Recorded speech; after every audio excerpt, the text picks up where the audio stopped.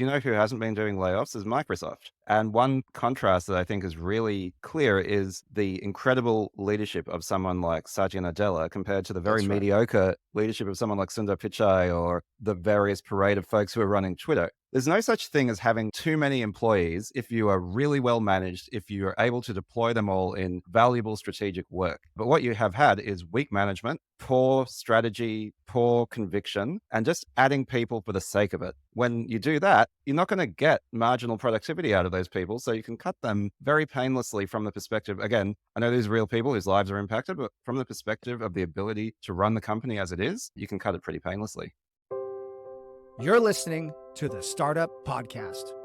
This is a Reacts episode. Industry insiders having frank debates about the latest tech, politics, and business news. Whether you're a founder, investor, or operator in a startup, you'll gain insights into how current events connect to broader themes and trends that impact your startup, your investments, and your day-to-day operational decisions. The conversation starts now. Hey, I'm Chris Saad. I'm Emil Michael. And I'm Yaniv Bernstein. And on today's show, we're going to close the loop on last week's discussion about Carta dropping their secondary business, closing the loop on the Bitcoin ETF price, what's been the impact so far, OpenAI going to war, changing their policies to allow themselves to be used for defense applications. How does this connect to globalization and even Trumpism? And Google layoffs. They blamed AI, but is it really poor leadership? All that and more on this week's Reacts episode. This episode of the Startup Podcast is brought to you by Coda. If you want a platform that empowers your startup to strategize, plan, and track goals effectively, you can get started with Coda today for free and get a $1,000 credit at coda.io/TSP. That's coda.io/TSP for the Startup Podcast to get started for free and get a $1,000 credit. coda.io/TSP. This episode of the Startup Podcast is brought to you by Vanta. You might know that sinking feeling. You're about to land a big contract when they ask about compliance. SOC 2, ISO, PCI, Essential 8. You've just snatched defeat from the jaws of victory. Not anymore. Vanta massively accelerates your compliance efforts and allows you to get those life-changing deals back on track. Don't wait until it's panic stations, though. Get started with Vanta today. They're offering 20% off their prices just for TSP listeners. Do yourself a favor. Hit pause, go to vanta.com/TSP, that's VANTA.com, to get that 20% off.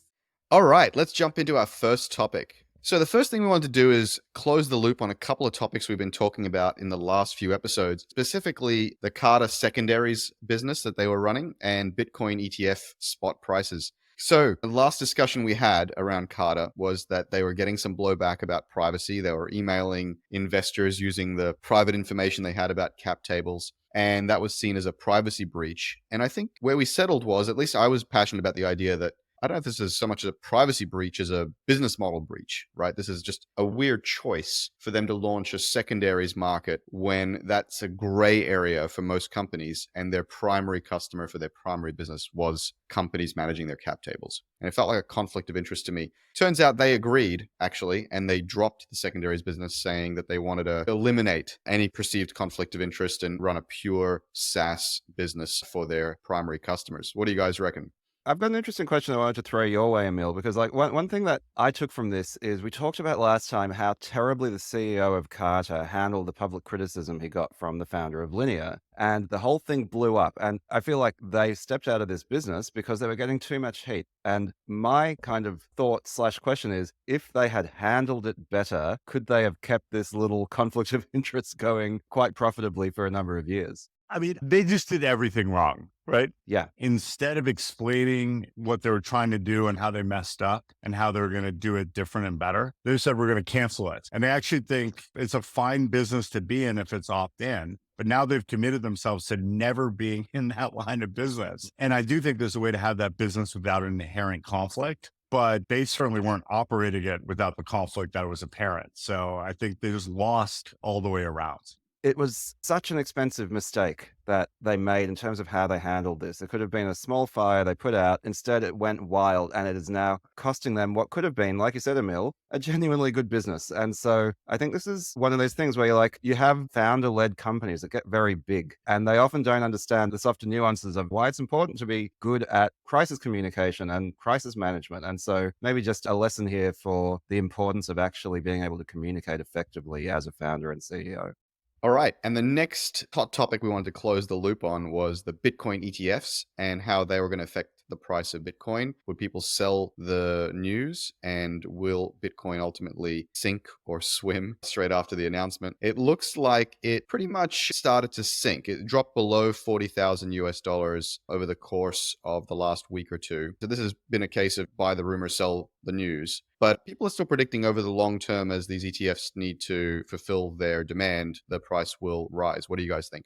Yeah, I mean, it was sort of fairly boring in the end, right? All of the excitement was priced in and then some, and then it happened, and there was a modest pullback in price and good trading volumes, apparently. So it's sort of like, it didn't set the world on fire, but it's sort of doing what people expected it to do. And yeah, you'd think over the long term, making it more accessible to buy Bitcoin will put upward pressure on the price of Bitcoin. Yeah. So I was the one who thought that it wasn't fully priced in, and it looks like I was wrong. So it was fully priced in. And I agree that over the long term, you have a portfolio manager at Merrill Lynch who says put 1% of your wealth in this Bitcoin ETF thing. A lot of people are going to do that. And that'll create sort of a demand situation that's different than now, which I think will net increase the prices over what they would have been otherwise. Yeah, I think the most interesting thing for me that occurred was that Ethereum's price actually started going up in anticipation of their own ETF over the medium term. That was pretty interesting, I thought. And the other was the kind of counter programming, counter narrative from Gary Gensler, the SEC chair, saying, look, we're approving this, but we don't like it, and I don't like it. And he was kind of trying to dampen the enthusiasm of the announcement. And so those two things I thought were interesting counter programming to what people predicted.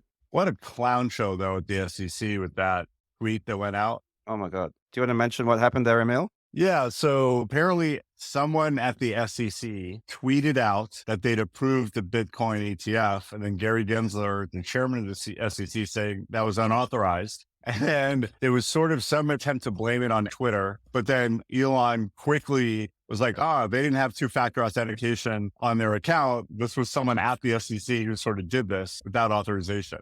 Again, if one were to draw a lesson from this, your social media accounts, it can be easy, you set up a Twitter account years ago for your company and you think it's just this fun little thing. You can now move markets with that if you're a large enough organization or if indeed you're an important regulator. And so this is actually a core part of your business you need to think about. All right. Our next topic is last week, OpenAI announced that they're going to war. Actually, they didn't announce it. They updated quietly their terms of service to remove the ban on military and warfare from their usage policies. I thought this was really interesting because there is a general sense in Silicon Valley and amongst, I think, liberals in general that our tech shouldn't be used for warfare, and that supporting the military is somehow anti-progressive, is somehow not part of the brand that these tech companies want. I think Google does some stuff, but they want to keep it on the DL. Most other companies are trying to stay well clear of it. And there are a few people like Palmer Luckey, who is the founder of Oculus, who started Anduril Industries, who have come out quite forcefully saying, this philosophy, this enlightened philosophy of not supporting the military is counterproductive, and that people should be more patriotic, more willing to support the country that they were born in or live in or are thriving in, and that the US military or whatever military might be your home military deserves your full-throated support. And I think there's something to discuss there. I think it's not a slam dunk that tech companies shouldn't be helping their militaries. What do we make of OpenAI making this change, particularly given their highfalutin philosophical, ethical stances? And what do we think about the broader discussion and debate about military support from tech companies? So I feel pretty strongly on this subject, having worked at the Pentagon and Defense Department during the Afghanistan and Iraq wars and understanding much more about the culture, what they do, the people who serve it, and so on. But let's talk about the practicalities of what OpenAI did. All they did is so that defense companies can use their software, right? That was the change. It wasn't like they were saying, hey, now we're cool with someone using OpenAI to learn how to build dirty bombs, right? That's not what the terms of service was doing. So I think it was a little overblown, and they have customers, corporate customers in every industry. And I don't think this is a big deal. On the second question, I don't know if you remember 5 years ago, some of these companies, employees at like Google or Microsoft or Amazon were saying, we don't want to provide the Defense Department with access to our cloud. Like they couldn't be a customer, stuff like that, which was insane to me. So I do think there is some weird strain of anti-military, not anti a specific conflict that sort of runs through tech. And I do think Palmer Luckey, there's a whole generation of entrepreneurs that are going to be innovating on defense tech. And I think that's good for the country, assuming you believe defending our country is a good thing. I think the uproar wasn't about ChatGPT somehow starting to answer questions about dirty bombs, right? I think the uproar is correctly placed, or let's say the debate is correctly centered on the question of should large language models and other technology be applied to drones, surveillance equipment, militarizing the world. I think that is quite a scary, impactful, important debate to have. Let's put aside, the AGI taking over the world using military equipment. How much lack of humanity do we want in the loop for the weaponry that is killing people and destroying infrastructure? Although there's a lot of inhumanity anyway, even though there are human beings pressing the buttons. I think there's two things. First of all, how much do we want this is a separate question from what's the right approach or what's the right policy, right? So yes, I've seen Terminator 2 and all of that, and it terrifies me, and the way things are going terrifies me. I mean, forget about AI and whatever, drone warfare is already a thing in a big way that's only going to get bigger. But there's that old saw, you can't stop progress. Are we heading towards the possibility of a world of dystopian automated warfare? Yes. Does that mean that tech companies should be opting out of developing technologies, military technologies, to help their countries or the countries that they're in? I guess that's part of the issue, right? Which is tech companies, wherever they're domiciled, have often seen themselves as highly globalist. So it's like, well, whose country do you help? But I think maybe one thing that's changing is that geopolitics is heating up. And I think the sort of sense of multipolarity and whatnot has become a lot more acute with Russia, Ukraine, with Iran, with China and Taiwan. And at a certain point, you're like, well, if I live in a country, there's some sense of, okay, let's take responsibility for helping advance their defense because the progress will happen anyway, right? This is sort of like the AI pause or whatever in the fear of AGI. It's like, well, you can have a pause, but if it's not multilateral, if China doesn't pause, if Iran doesn't pause, then it's not going to help. It's only going to hurt. So it's like, well, you may as well do this because it's going to happen anyway, and you'd rather it happened in your country rather than someone else's country. And then there's the pragmatic aspect, which is there's a lot of money to be made here. So if you take away that element of like, oh, well, we want to keep our hands clean with the tech industry, we don't get involved in this stuff, or you sort of turn it into morally neutral or morally positive thing, then you can make a lot of money, right? And, there's a reason why the term military industrial complex existed, right? Which is in the US especially, defense has been privatized for a long time, especially from the technology and material development side of things. And it makes sense to sort of muscle in on these old juggernauts, these old giants like Lockheed Martin or Raytheon and say, okay, we're a tech company. In the same way that tech companies have disrupted so many other industries, let us disrupt the existing incumbents of the military industrial complex and make a lot of money doing it. And that's exactly what Anduril's saying. They don't mince their words. I think they say, we're going to save the West hundreds of billions of dollars in defense technology and make billions of dollars doing it, I think is the slogan. So I think that's what's happening. And ultimately, while I'm not comfortable with it, I'm also in favor of it because I think the alternative is worse. Can I separate the two issues? There are tech companies who have products that can be used by the military. And that was the example I was using about the cloud, right? Yeah. I believe that it's ridiculous for tech companies that already have a product that serves customers that also could serve their respective defense departments to not allow the defense departments to use a commercial product they're already selling. That I think is offensive. The choice to go build an Anduril, like you said, that's sort of a commercial choice. They see a market opportunity. People couldn't join as engineers or not. That seems like very free will oriented. And I believe those companies, they're upsetting these industries, which are really expensive and bloated and are not thinking in new ways. And maybe they make warfare less painful. And maybe we get back to a world of deterrence. We haven't had a deterrence-oriented world, it feels like, in a long time. And maybe having a lot of weapons that are cheap and easy to make makes everyone step back and say, well, there's no upside in this.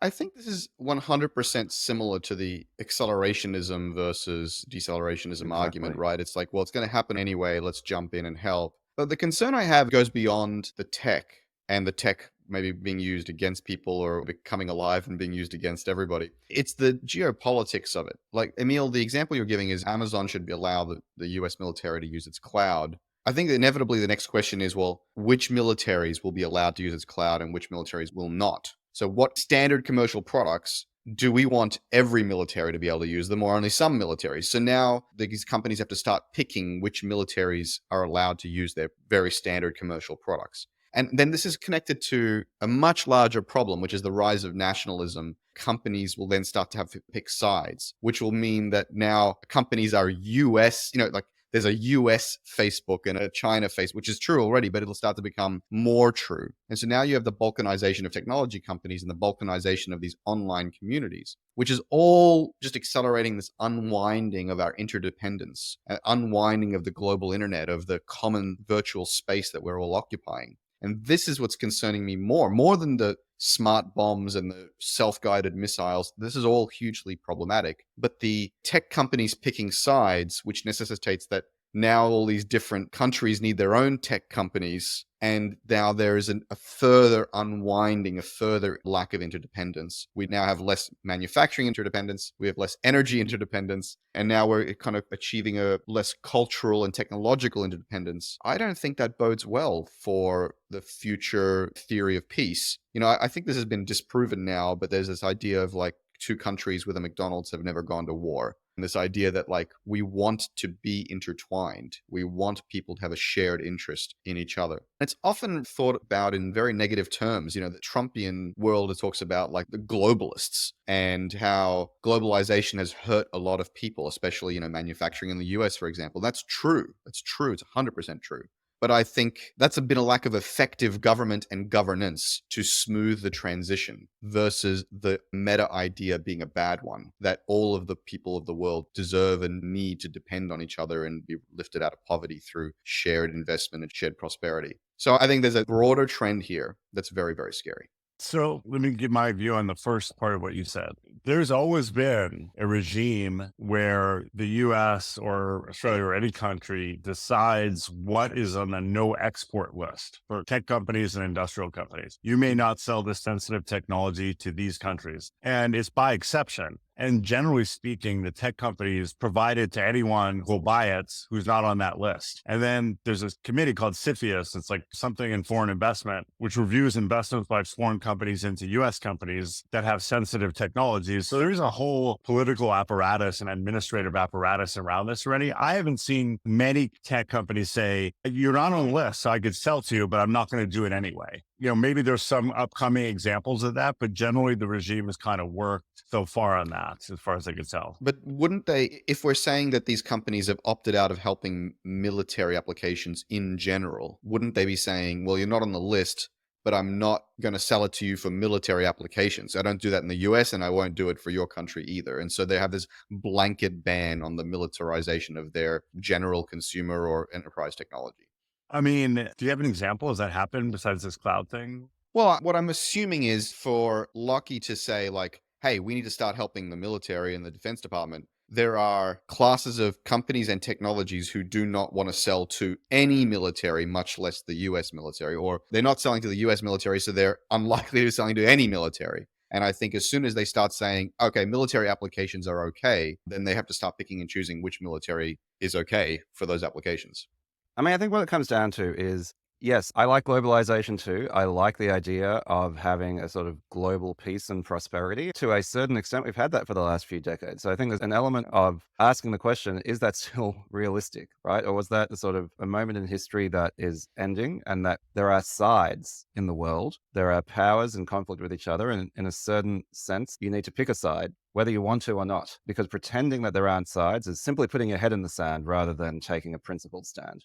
Which takes us back to the word you just described earlier, which is this kind of multipolar world. And perhaps if many of these countries are accelerating towards their own centers of gravity, their own first class centers of gravity, and if they do it at equal pace, there will be a new homeostasis, which will not be US centric, but it will be multipolar and stable. As we shift from one stasis to another, that's where disruption occurs. And so we'll see how these disruptions play out, and they'll be hopefully minimized in terms of civilian casualties and economic damage.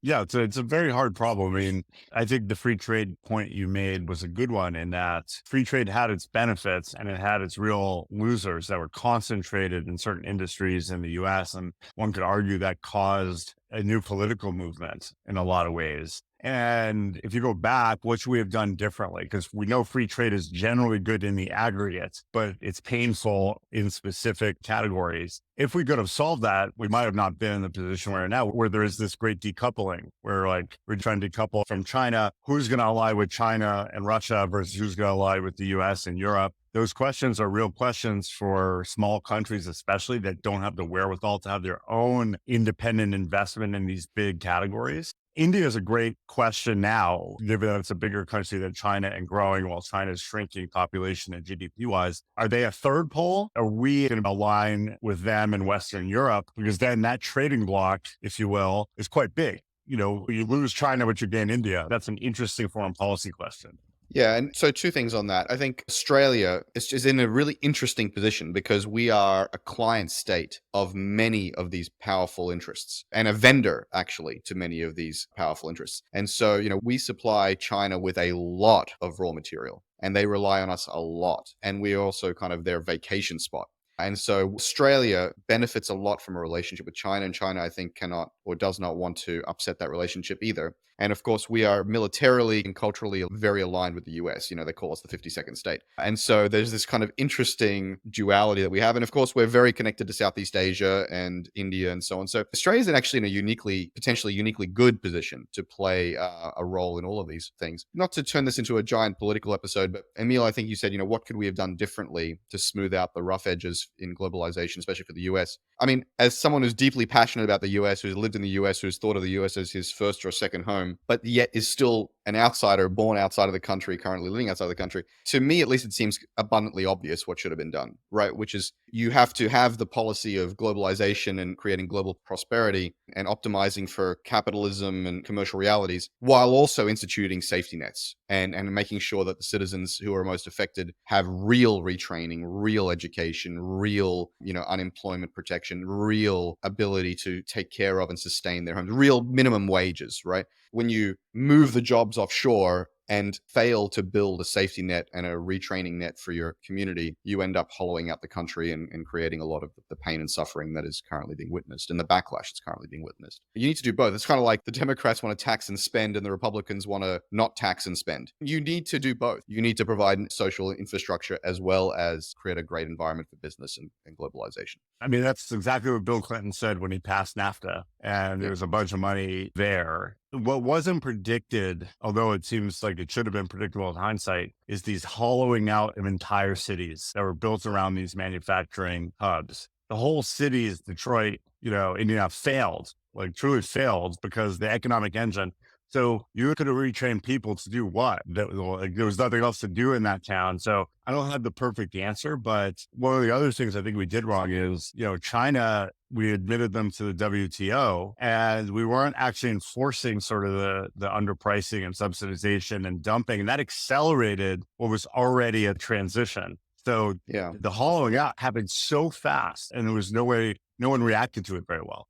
This is a classic example, just to now bring this back to startups, where founders have a strategy, but they don't follow through operationally in a consistent and methodical and disciplined way, right? So when you have administrations changing every 4 years, you can have the intention to have a social program, you can have the intention to have WTO rules, but when you have people underinvesting or under prioritizing that or executing it poorly, you have the decision of NAFTA, and then you don't have the full-throated operational follow-through. And so you end up with this kind of failed strategy that doesn't get implemented properly.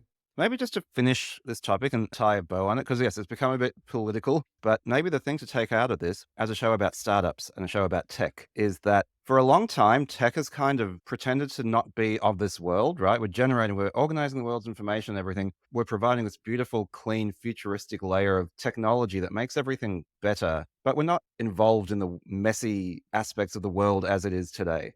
And more, as tech has become more and more powerful, the lie at the center of that has become more and more obvious, right? Which is that tech is now one of the most powerful industries in the world, right? And technology is changing everything. And to pretend that it doesn't have real implications on global geopolitics, on the global economy, on teen mental health, whatever it is, it's just not true. And so what we hope to do in this show, to a certain extent, is to talk about how tech actually does have this responsibility to acknowledge that it exists in the real world and what that actually means. Yeah, absolutely. Well said, Yaniv. I think that whether it comes to censorship, conversation, media amplification, disinformation, misinformation, military and defense applications, changing entire economies, you're right. Tech very much is part of the world, and it has tried to kind of float above it. I think that attempt has been admirable. I think trying to be, I guess, somewhat utopian, somewhat idealistic, somewhat agnostic. I think it's been an admirable thing. I don't think that's been some kind of great Machiavellian lie. Having participated in the ecosystem, I think we earnestly believed, hey, the best way to do this is to have great ideals and live up to them. But yeah, it's becoming increasingly difficult. It wasn't a Machiavellian lie. It was a convenient blindness. It was nice to think that. Yeah. I mean, sometimes I read it's convenient as it was intentionally convenient. It was intentionally ignored. And I don't want the intentionality to be implicit there. I think it was convenient, but it was well intentioned, and it's proven to be false. This episode of the Startup Podcast is brought to you by Vanta. The team at Vanta are passionate about helping you secure your business by vastly cutting down on the time to get compliant with frameworks like ISO 27001, SOC 2, and Essential 8. Vanta lets you close deals, sleep better at night, and get back to building your product. Help yourself and help the podcast by going to vanta.com/TSP for an exclusive 20% off deal.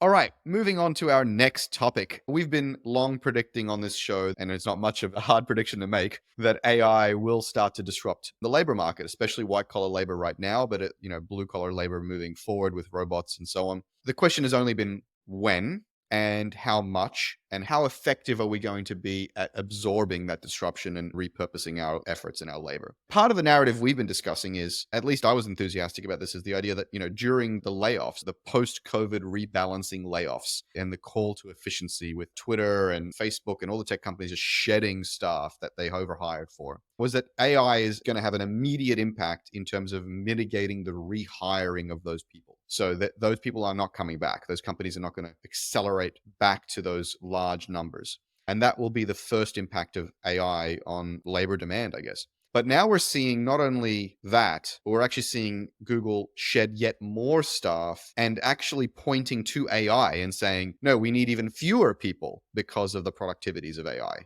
And so the cuts are going deeper still and being attributed to AI already. And so what do we make about Google's position there on this staff shedding? Is AI just being used as a cover or an excuse? Yes.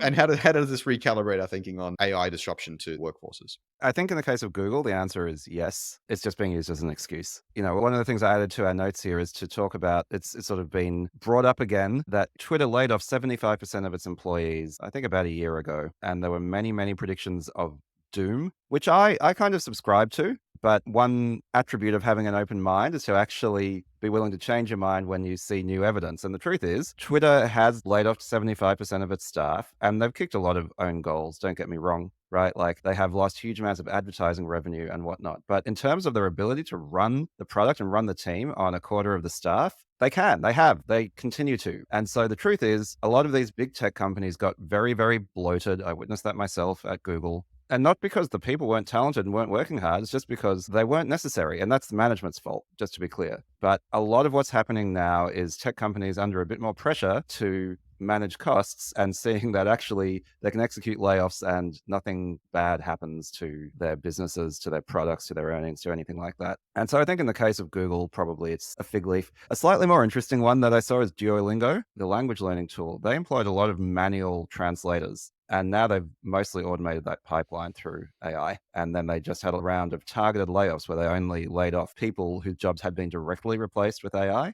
I think that's more of a real example. Yeah, but Twitter is the poster child of bloated and bureaucratic, or it was. In a land of bloated and bureaucratic tech companies, Twitter was amongst the top. They had a lot of people and they were not shipping a lot of interesting product. So I think they're a bad example, a little bit of this. Because when you say that there hasn't been any doom and gloom at Twitter, I mean, there's running it and then there's growing and improving it. Yeah. And even though, Twitter had its own problems in improving itself over time, I always like to say Twitter is the product that the company failed to kill over and over and over again. It was one of those few products where it survived despite its parent company versus because of it. But what I would love to have seen is what would have happened to Twitter if it were run competently. And I don't think this is an example of Twitter running competently. So whether it had a large bureaucratic nothing burger or it had a thin, lean chaos machine, both are examples of poor management shipping nothing. And so I don't know if Twitter is a great example of any of this. That's a really good point, because who hasn't been doing layoffs is Microsoft. And one contrast that I think is really clear is the incredible leadership of someone like Satya Nadella compared to the very That's right. mediocre leadership of someone like Sundar Pichai or the various parade of folks who are running Twitter. There's no such thing as having too many employees if you are really well managed, if you are able to deploy them all in valuable strategic work. But what you have had is weak management, poor strategy, poor conviction, and just adding people for the sake of it. When you do that, you're not going to get marginal productivity out of those people. So you can cut them very painlessly from the perspective, again, I know these are real people whose lives are impacted, but from the perspective of the ability to run the company as it is, you can cut it pretty painlessly. Yeah. So who knows what Sundar was thinking? He might have been sending a message, because one thing I saw, he was doing some broadcast or some podcast, and he was almost pleading with his employees to come back to 5 days a week or whatever. You're like, you're the boss. What do you mean? You don't plead with your employees. And I thought maybe they just needed to do the layoffs just because those people are necessary. And then using AI as an excuse might have put fear in the rest of the employee base that, holy cow, he's serious about this 5-day week thing. AI could automate my job. I better start working harder. Who knows? But in terms of the poster child on the mount or the top of the mountain on inefficiency, Twitter might have been up there, but Google's been at the top for 2 decades. The products that make money at that company are a small number of extremely good products, YouTube and search, cloud, G Suite, all those things are not maps, Wave, all those things, nothing, those 2 things. How many people would it take to just run those 2 things? Probably a quarter of the current staff, but they built out this machine, and they do so many different things. And they do them sort of half well. Like Gmail, is Gmail great, right? Is anything they do great except for YouTube and search? I just think they probably have a lot more trimming to do. And Sundar's every quarter, he's going to hammer out more and maybe use AI as an excuse. I guess my point here is, I agree with you, but why use it as an excuse? If you want your staff to get the message, give them the message directly, which is that we've become bloated and unimaginative, and we just don't need all of you. To answer my own question, it's because the rot starts at the top. And that's something that's actually sort of been doing the rounds on LinkedIn and Twitter at the moment. Quite a lot of senior Google staff saying the company has lost its way. Why are all these people unnecessary? Why are none of these products that good? Because if you look at G Suite, for example, it is actually a decent revenue driver. Everybody uses it. It should be maintained. But the question is, how has it improved in the last 5 years? Well, only very modest, moderate ways. And that is not the fault of the individuals. It's not about working harder. And yes, is there some degree of an entitlement culture at Google? Could people work harder? Yes. That is not the problem.